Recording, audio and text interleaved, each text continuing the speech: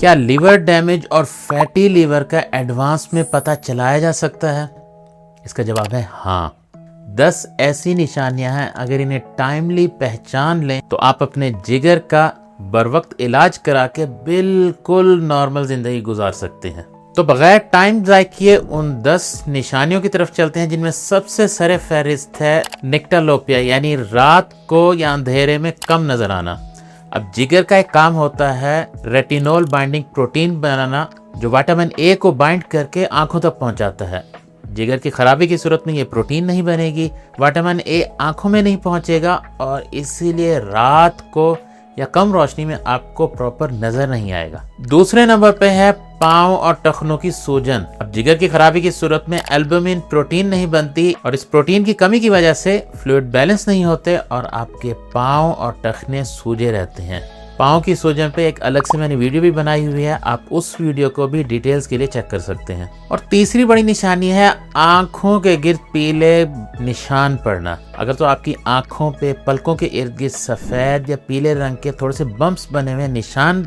نظر آ رہے ہیں تو یہ کولیسٹرول امبیلنس ہے، کیونکہ جگر کا ایک کام ہوتا ہے کولیسٹرول کا میٹابولیزم کرنا، کولیسٹرول کا بیلنس رکھنا۔ اب جب یہ بیلنس بگڑتا ہے جگر کی خرابی کی صورت میں تو آپ کی آنکھوں کے گرد سفید اور پیلے نشان نظر آتے ہیں۔ اور اگلی بڑی نشانی ہے پسلیوں کے نیچے درد محسوس ہونا، اسپیشلی کھانا کھانے کے فوراً بعد۔ اگر آپ کو رائٹ سائڈ پہ پسلی کے نیچے درد فیل ہو رہا ہے تو یہ آپ کے لیور کی خرابی کی ایک نشانی ہے، اور کچھ کیسز میں یہ درد رائٹ شولڈر اور بازو تک بھی چلا جاتا ہے۔ اور پسلیوں کے نیچے درد ہوتا کیوں ہے، ان ڈیٹیل اس کی کیا وجوہات ہیں، اس پہ ایک الگ سے ویڈیو ہے، اس ویڈیو کا لنک نیچے ڈسکرپشن میں بھی دیا ہوا ہے، آپ جا کے چیک کر سکتے ہیں۔ پانچویں سب سے اہم علامات کے جلد پہ لال نشان پڑ جانا اور بڑی آسانی سے نیل پڑ جانا، کیونکہ جگر کی خرابی کی صورت میں جسم میں وہ پروٹین ہی نہیں بنتی جو خون کو جمنے میں مدد دیتی ہے، جس کی وجہ سے تھوڑی سی چوٹ لگنے کی صورت میں آپ کی جلد پہ بہت بڑا نیل بن جاتا ہے، یا اکثر اوقات جلد پہ لال نشان پڑے رہتے ہیں۔ اور یہ علامات تو آپ کو چونکا دے گی، اور وہ ہے ایڑیوں کا پھٹنا، کیونکہ پیروں کی اور اوورآل جلد کو نرم رکھنے کے لیے جسم کو وٹامن B3 کی بہت زیادہ ضرورت ہوتی ہے، لیکن جب جگر خود ڈیمیج ہو رہا ہوتا ہے تو سارے وٹامن B3 کو کنزیوم کر لیتا ہے، جس کی وجہ سے ایڑیوں کے لیے یہ وٹامن بچتا نہیں ہے۔ آپ بھلے جتنے کریمیں اور لوشن لگا دیں لیکن یہ ایڑیاں ٹھیک ہی نہیں ہوتی۔ اگر آپ بھی اس مصیبت میں مبتلا ہیں تو فوراً اپنے جگر کے ٹیسٹ کروائیں۔ اس کے ساتھ ساتھ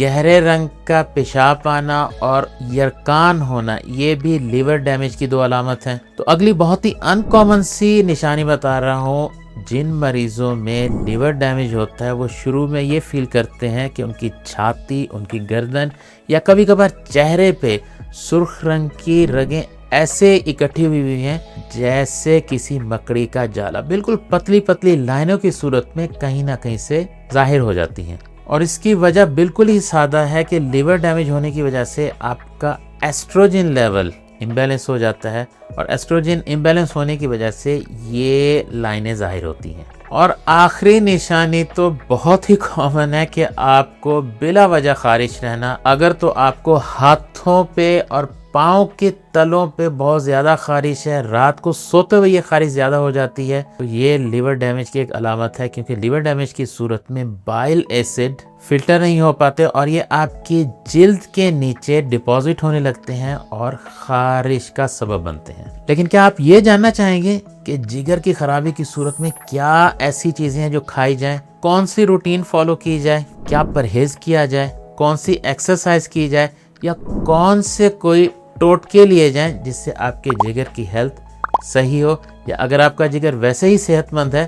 تو ان فیوچر بھی اس کی ہیلتھ صحیح رہے، تو مجھے کومنٹ میں لیور ہیلتھ لکھ دیں تاکہ میں اگلی ویڈیو میں آپ کو اس کا ڈیٹیل سے جواب دے سکوں۔ تب تک کے لیے